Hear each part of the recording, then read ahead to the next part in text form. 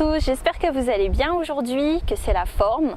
Moi ça va et aujourd'hui je voudrais vous parler du travail. Alors le travail est une préoccupation majeure pour beaucoup de gens, dans le bon sens comme dans le mauvais sens, puisque la majorité d'entre vous travaille de 9h à 17h du lundi au vendredi. C'est pas toujours évident. Je dirais que j'ai voulu faire cette vidéo aujourd'hui tout particulièrement pour les personnes qui ne se sentent pas bien dans leur travail, parce que j'ai fait partie de ces personnes. Donc ce que je voulais dire en fait, c'est que quand votre travail ne vous convient pas et que votre salaire est l'unique raison, excusez-moi je me gratte beaucoup mais il y a des moustiques partout. Quand votre salaire est l'unique raison pour laquelle vous allez travailler, je trouve que c'est un peu problématique parce que compter le nombre d'heures que vous passez au travail, sans compter le temps de trajet, je veux dire, en pensant au temps de trajet, vous vous rendez compte que vous passez énormément de temps au travail. Ensuite, vous travaillez pour pouvoir payer vos factures, pour pouvoir être dans un logement dans lequel vous n'êtes quasiment jamais puisque vous êtes tout le temps au travail.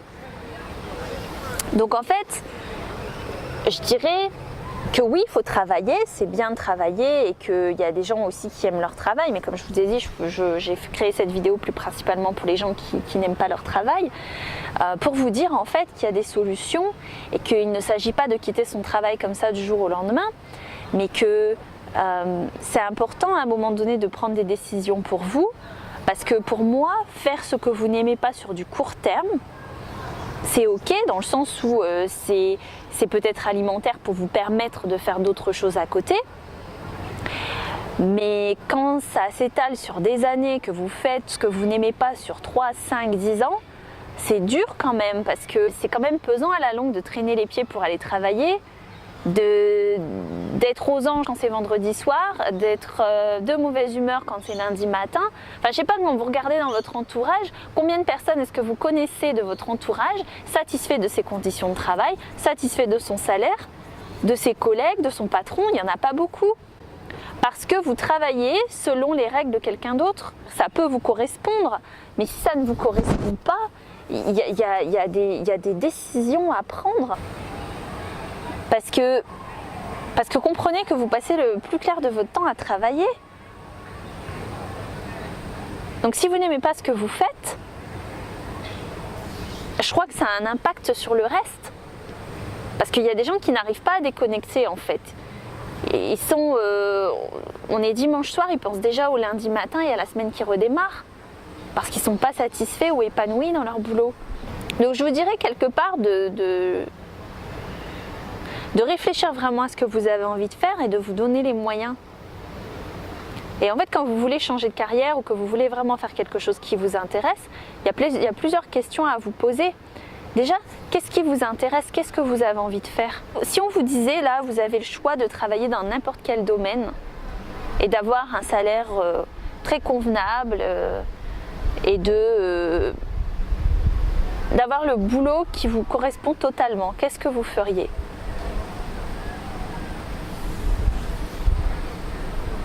Et ne vous jugez pas, hein, quand je vous pose cette question-là, je vous dis les choses, ne dites pas « Ah non mais non, ça c'est pas possible, vous n'en savez rien ».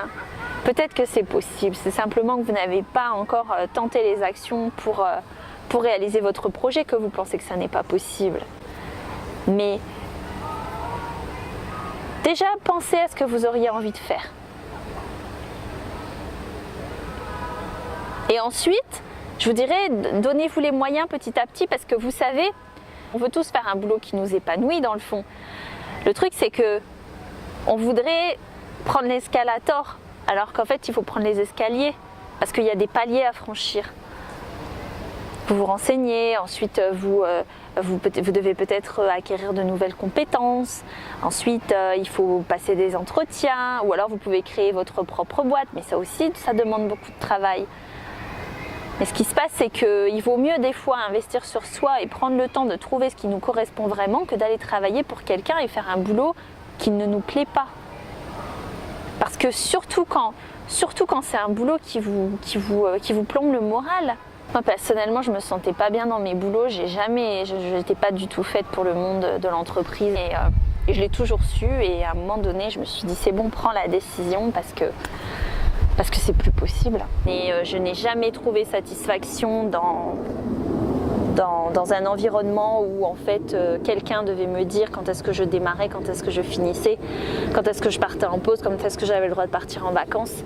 C'est quelque chose qui ne me convenait pas. Alors attention, hein, ça reste personnel, hein, je vous partage simplement une expérience. Et à un moment donné, en fait, j'ai décidé que j'allais sortir de ça. J'ai décidé de me créer l'emploi de mes rêves. Donc quand vous décidez de faire ça, ça demande beaucoup de sacrifices, mais j'avais absolument besoin de sortir de ce système. Vous savez, une fois, j'ai démarré un emploi et le second jour, j'ai écrit ma lettre de démission et j'ai rêvé du jour où j'irais la donner en fait. Et je l'ai fait peut-être à peu près 1 an après, mais la lettre a été faite depuis 1 an, quoi. Pour vous dire à quel point ça me pesait d'aller travailler pour quelqu'un d'autre. Et quand j'ai pris cette décision-là, je savais les risques financiers et personnels que ça pouvait impliquer. Mais je ne suis pas revenue sur ma décision. J'ai eu des moments de panique. J'ai eu des moments où je me suis dit mais t'es complètement folle. Mais je ne pouvais plus en fait. Et je vous assure que quand vous allez commencer à faire vraiment ce qui vous plaît, ce besoin d'être en week-end va disparaître. Parce que vous allez tellement aimer ce que vous faites que vous allez vous dire ok, c'est vendredi, c'est cool, comme ça moi je peux avoir 2 jours pour me reposer, mais le lundi matin vous allez être content de vous lever pour aller travailler. C'est tellement important. Il faut de la patience, il faut de la persévérance. Mais c'est gratifiant sur du long terme, parce que ça vous fait du bien.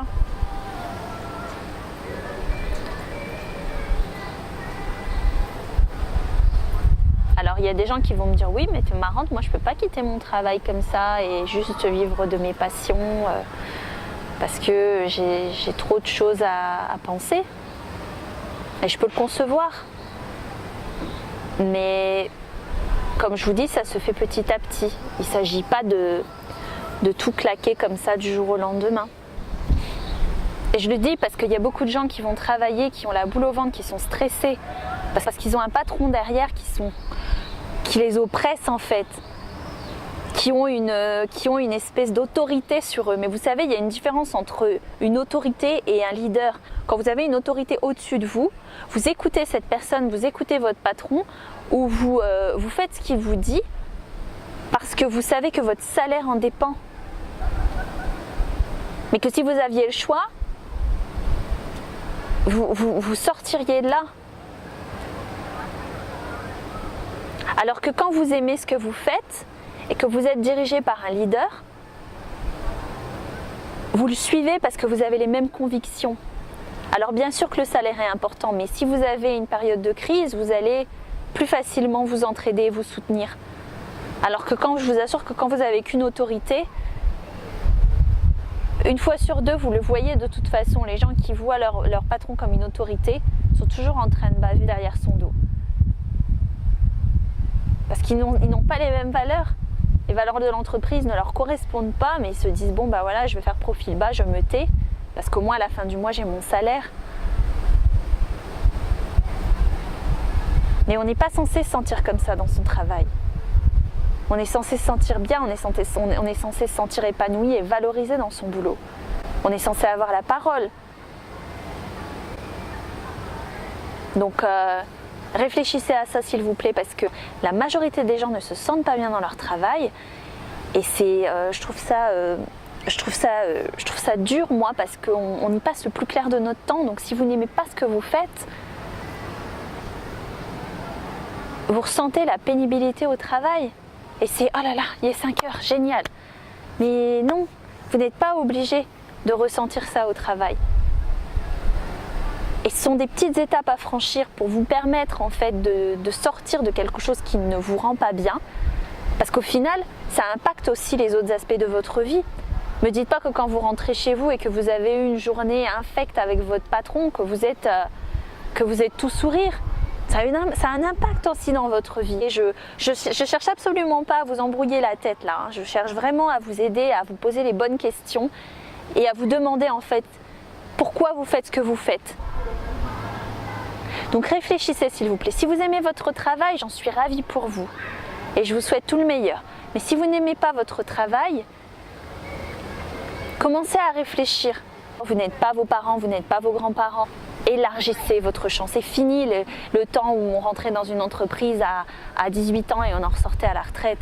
Voilà, le monde bouge, on évolue. Et de même, de nos jours, les études ne garantissent pas d'avoir un beau salaire, d'avoir une belle vie et un travail satisfaisant. Donc je vous dirais maintenant, c'est à vous d'aller chercher vos propres connaissances, à vraiment vous construire à travers les connaissances que vous allez aller chercher.